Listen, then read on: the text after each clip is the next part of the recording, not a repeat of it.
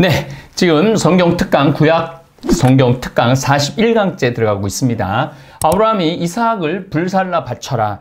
하느님이 그랬다고 그러는 게 참 받아들이기 쉽지 않죠. 지금 문화에서는 더 그렇죠. 그런데 그때 고대 시대는 이제 인신공양이 일어나는 이유가 원시적 종교에서 제사를 지내는 데 있어서 귀한 제물을 바칠수록 신이 기뻐하고 더 큰 은혜를 내린다라는 인식이 보편적이었어요. 그래서 귀한 제물. 그래서 항상 성서에서도 맛배를 바치라고 그러잖아요. 하나님한테 맛배를 봉헌하라고. 물론 맛배를 제물로 봉헌하라는 건 아니지만은 그 맛배가 태어났으면은 그 맛배에 대한 감사의 뜻으로 맛배를 하나님께 봉헌하라고 그러죠. 지구 전 지역에서 중요한 제사일수록 제물로 최고급의 소, 양 같이 자기들이 소유한 가축이나 보물 가운데 신에게 제물로 두둑하게 바쳤는데 고대로 올라갈수록 귀한 가축보다도 더 귀한 게 있어요. 가축보다도 더 귀한 게. 그게 바로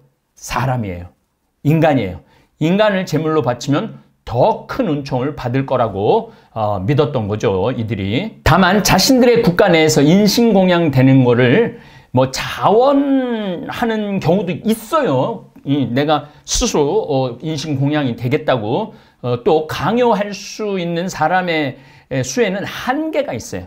그래서 주변국을 침략해서 포로를 잡아서 제물로 바치는 경우가 많죠. 그래서 끝도 없이 그렇게 제물로 바치는 나라를 계속해갖고 그 나라가 망하는 경우도 있죠. 또 다른 인신공양의 기원은 인간의 원시적인 생존 본능으로 집단을 유지하고 생존하기 위해 동물들이 경쟁 집단이 무리 속에 약한 새끼를 죽이듯이 집단의 약자를 희생하는 행위가 종교가 생겨난 난 이후 종교적 정당성이 붙으면서 생겨난 것이라고도 볼 수 있죠. 스파르타가 그렇죠. 약자는 아예 살려두질 않고 강자만 하는 거죠. 약자는 그냥 제물로 하든가 바깥에 죽음으로 내몰죠. 어쨌든 이렇게 해서 인신공양은 메소포타미아와 팔레스타인 지역, 제가 한 두 번 말씀을 드렸습니다. 바알, 다곤, 그모스, 몰렉을 숭배하면서 인신공양이 이루어진 사례가 있습니다.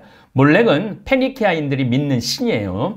폭풍과 풍요의 신이던 바알 함몬과 동일시되기도 합니다. 몰렉은 몰렉에게서 제사를 지내는 방식은 상당히 무시무시해서 지중해 고대 역사가들도 충격적으로 소개를 하고 있습니다. 묘사를 한다면은 한 10m 정도 매우 거대한 청동 몰렉이 이렇게 솥불이 나와 있고 정말 어마어마하게 크죠. 그 지어진 몰렉 숭상은 거대한 손바닥을 펼치고 있어요.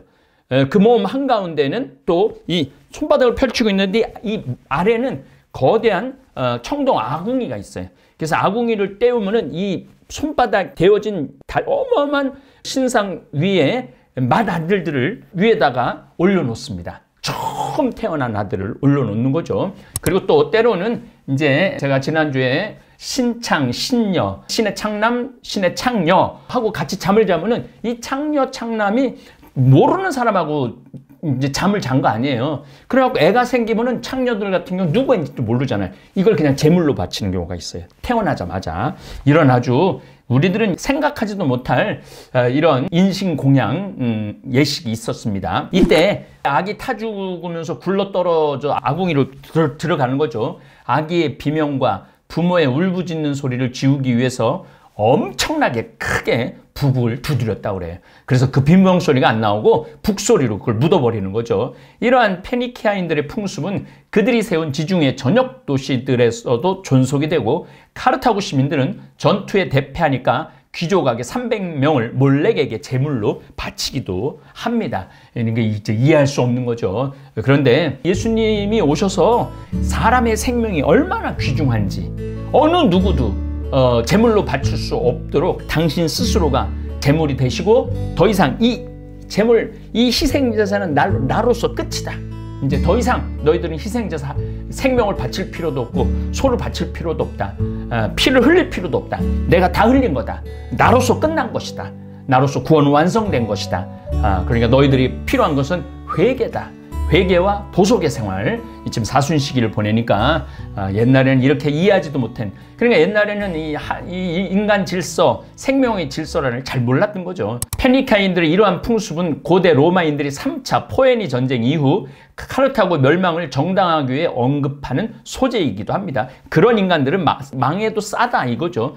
이런 악독한 민족은 멸망당하고 노예로 팔리는 것이 당연하다고 로마 사람들은 얘기를 하죠. 자, 인신공양은 그렇게 멀리 있는 것도 아니에요. 심청이 인신공양. 황해도 황주군 마을의 도화촌 출신인 심청은 맹인 심학규를 아버지로 두고 태어나자마자 어머니를 잃어버리죠. 눈이 보이지 않아 일을 할 수 없는 아버지의 젖동량으로 가난하게 자란 후 동량과 품팔이를 하면서 홀로 아버지를 극진히 모시며 헌녀 심청이로 살아갔죠. 어느 날 신봉사는 길을 지나가다가 실수로 개천에 빠져 허우적거리는 것을 지나가던 한 스님이 구해주고, 그 스님에게 부처님에게 공양을 하면 눈을 뜰 수 있다는 말에 넘어가 절에 공양미 300석을 바치겠다고 약속을 합니다. 그 소식을 알은 심청이는 중국과 조선을 오고 가며 장사를 하던 상인들이 물살이 심해, 그래서 거기 황주군이 그렇게 물살이 심하다고 그래요. 물살이 심해 사고가 자주 발생하는 인당수 지역에 용왕님을 달래기 위한 인신공양으로 바칠 사람을 찾고 있다는 소문을 듣고 아버지의 눈을 뜨기 위해 자신이 그 재물이 되기 위로 작정을 하고 공양미 300석을 받고 인당수로 몸을 던지죠. 그 전날 일이 참으로 비극적인데 심학규가 자기 딸이 인당수에 몸을 던지게 될 줄도 모르고 내가 어젯밤에 좋은 꿈을 꿨다며 혹시 내가 황후라도 되는 거 아니냐고 말하는데, 사실은 불길한 꿈이었던지라 심청은 속으로는 울먹이면서 꿈이 참 좋습니다 라고 대답을 합니다. 물론 심학규는 나중에 이웃 아주머니인 귀덕 어멈이 밝혀주는 진실을 듣고 심청이가 인당수에 빠지게 된다는 걸 알고는 대성통곡을 하죠. 얼마나 애처로운지 승상댁 부인뿐만 아니라 뱃사공과 마을 주민들도 안타까움에 눈물만 적실 뿐이었습니다. 그 뒤 심청의 효심에 강복한 하늘은 물에 빠진 심청을 구하고, 심청은 용궁을 거쳐 연꽃배를 타고 다시 지상으로 올라가 황제를 만나 황후가 되고 맹인 잔치를 벌여 아버지를 찾게 됩니다. 그리고 신봉사는 딸과 제한 기쁨의 눈을 번쩍 뜨죠. 잔치 이후 신봉사는 딸과 제하고 눈도 뜨고 황제를 사위로 두었으니 부원군이 되었고, 자신을 도와준 맹인 여인과 재혼하여 자식들도 두고 친구들과 팔도 유람을 하면서 행복하게 살았다. 이런 우리나라는 인신공양 이야기가 있지만 이렇게 아름다운 인신공양 이야기가 있어서 어렸을 때 하도 그러니까 심청이가 아버님은 눈이 멀었는데 황후가 될 정도였으니 얼마나 예뻤겠어요. 마음도 예뻤는데 뭐 얼굴도 예뻤던 거죠. 그 심청이와 이제 괴를 같이 하는 과돌루페 성모님과 아즈텍 문명의 인신공양에 대한 얘기를 하겠습니다. 아즈텍의 인신공양은 고대 기준으로 너무너무 참혹합니다. 이집트 1왕조 시기에 행해졌던 아누비스를 상대로 한 인신공양이나 순장 풍습에서 희생되는 사람은 보통 500명 정도가 희생이 돼요. 그러니까 왕이 죽으면 500명이 따라 죽는 거예요. 그리고 인신공양을 할 때도 500명씩 한꺼번에 그냥 죽이는 거죠. 현대인들로서는 이해할 수 없는 숫자죠. 500명도 끔찍하긴 하지만 이집트에서 인신공양이 약 90년간 유행했다는 점을 생각해보면 그렇게 많은 숫자라고는 또 볼 수 없죠. 로마인들이 비난한 페니키아, 카르타고 말씀드렸죠. 인신공양은 로마 시대 역사가 디오도로스 스켈로스의 기록에 의하면 300명 귀족 아기들이 몰렉, 제가 말씀드렸죠. 몰렉 신의 아궁이에 바쳐졌다. 카르타고의 패배는 신의 분노에 의한 결과이니 그를 달래야 했기에 인신공양을 한 것이다. 이런 글이 나와 있는 거예요. 그러니까 신하고 연결이 너무 많이 돼 있는 거죠. 중국 상나라의 인신공양 역시 대개 100명 단위를 넘지 않았습니다. 끔찍한 아즈텍 인신공양. 아즈텍의 인신공양은 처음부터 100명, 200명 단위가 아니라 만 단위로 시작합니다. 10,000명을 죽여 시작해서 사람들을 당혹에 빠뜨리죠. 현재 고고학 발견을 보면 전쟁과 전혀 상관없는 어린아이, 여성 해골을 수백 개에서 수천 개를 지금 발견해내고 있습니다. 그러니까 인신공양 종교의식이 확실하게 있었던 게 아즈텍 문명입니다. 기원 후, 기원 전이 아니라 기원 후 1500년, 700년에서부터 1500년까지 잉카 문명, 마야 문명, 아즈텍 문명, 물론 잉카 문명 좀 더 뒤로도 또 좀 가지만은 어쨌든 이 문명 안에 인신공양이 굉장히 강했습니다. 대규모 인신공양뿐 아니라 아즈텍 전설에 의하면 붉은 태양, 토나티우가 뜨기 위해서는 천상의 신들은 자신의 심장을 바쳤다는 거예요. 자신의 천상의 신들이 붉은 게 떠야 되니까 인간들 역시 신을 본받아 매일같이 펄떡펄떡 뛰는 신성한 심장을 끄집어한다는 괴이한 믿음에 근거한 소규모 인신공양 매일매일 한 명씩 심장을 빼갖고 했죠. 여러분들 인디아나 존스라는 이제 제 나이 때가 제일 아주 즐겨봤던 영화 중에 하나죠. 인디아나 존스를 보면은요. 그 아즈텍의 인신공양 문명이 나와요. 이렇게 해서 심장에서 그 자리에서 심장을 끄집어내는 그런 장면이 나옵니다. 하루에 한 명씩 제단에서 심장을 적출을 합니다.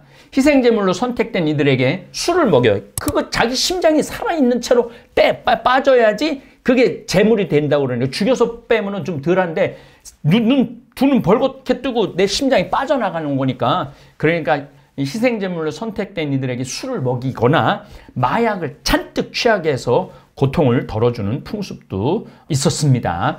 마야, 잉카, 아즈텍 전체가 가톨릭으로 세례를 받다. 아즈텍 제국이 정복된 이후, 포르투갈한테 정복된 이후 정복자들은 원주민들을 가톨릭, 그러니까 스페인, 포르투갈 가톨릭으로 개종시키려고 노력을 많이 합니다. 제일 먼저 틀락칼텍의 왕과 귀족들이 세례 성사를 받고 에스파냐, 스페인의 우호적인 원주민들이 그 뒤를 잇죠. 1540년대 이르면 1492년에 콜럼버스가 발견하죠. 벌써 한 50년 세월이 흐르고 이미 250명 가까이 되는 원주민들이 가톨릭을 받아들인 상태입니다. 선교 한창 진행 중에 과달루페 성모님이 발현을 합니다. 1531년 12월 9일 이른 아침 아즈텍 농부인 성 후안 디에고가 미사 참여하려고 테페악 언덕 꼭대기를 넘었을 때 신비롭고 찬란한 빛을 내는 구름 속에 푸른 망토를 입은 성모 마리아가 그 눈앞에 나타나죠. 그래서 더 많은 아즈텍 문명 사람들이 세례를 받아요. 저는 그 과달루페 성모님이 너무너무 좋아갖고 그 먼 멕시코인데도 벌써 3번 갔다 왔습니다. 기회가 된다면 또 가고 싶어요.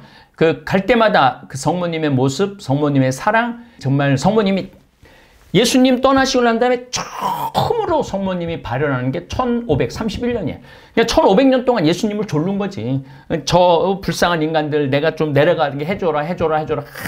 하도 졸라대니까 이제 예수님이 이제 도저히 못 견디겠다 그래갖고 내려보낸 곳이 멕시코 아즈텍 문명이 있는 테페악 언덕, 거기에서 성모님이 발현하고 후안 디에고의 옷에 당신의 모습을 새겨준 게 지금 500년이 지났는데도 색깔 하나 안 변하고 그대로 좀 있고 삭지도 않죠. 틀마라고 선인장 엮은 거는 30년이면 다 삭 없어지거든요. 근데 지금 500년이 됐음에도 불구하고 그대로 있는 거죠. 저는 하느님의 현존, 하느님의 역사하심, 예수님이 활동하고 가신 거, 그동안 교회가 성장해간 거, 매일매일 우리 일상 안에서 일어나는 하느님의 기적, 너무나 온전히 믿고 따르는 사제입니다. 그래서 그런데 가면은요, 막 그냥 가슴이 벌렁벌렁 거려요.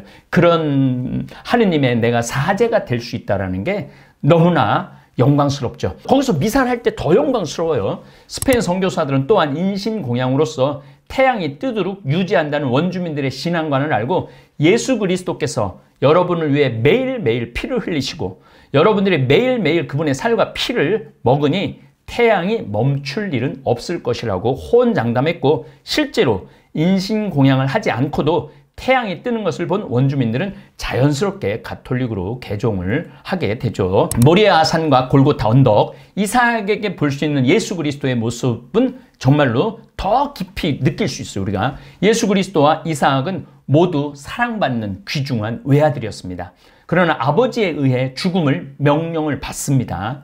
예수님께서 당신이 못 박히실 십자가를 기꺼이 당신이 지고 골고타 언덕을 오르신 것처럼 이삭도 자신이 태워질 장작을 자기 의지로 지고서 모리아 산으로 오릅니다.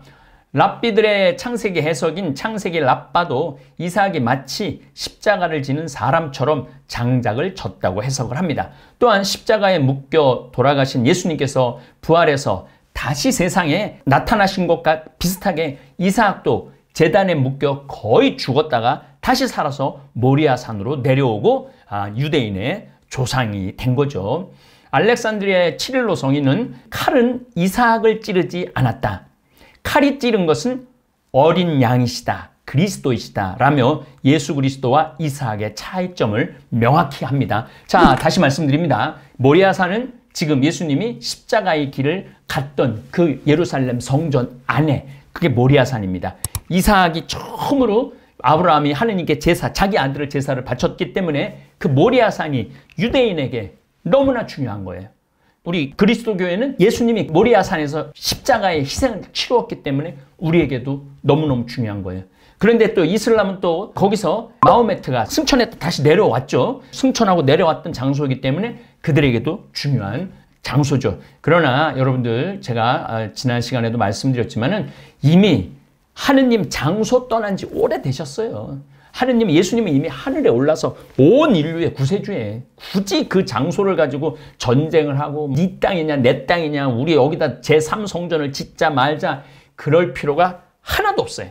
이 성경만 여러분들이 잘 간직하고 하느님의 계명만 지킨다면 이 거룩한 성전은 바로 나 자신이 되는 거예요. 내 자신이 살아있는 거룩한 성전이 되는 거죠. 그래서 예수님이 너희들은, 그리고 우리는 왜 성전이 돼? 예수님이 머무르는 거룩한 성전인 거죠.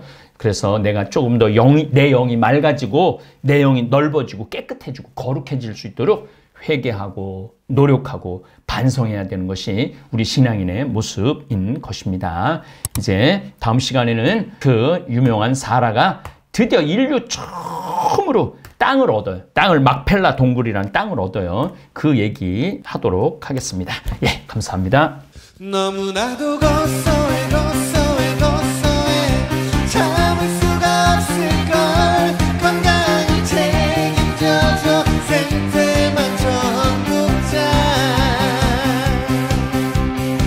전국장이 냄새난다. 선입견이 있나요? 나도 처음엔 그렇다고 생각했지.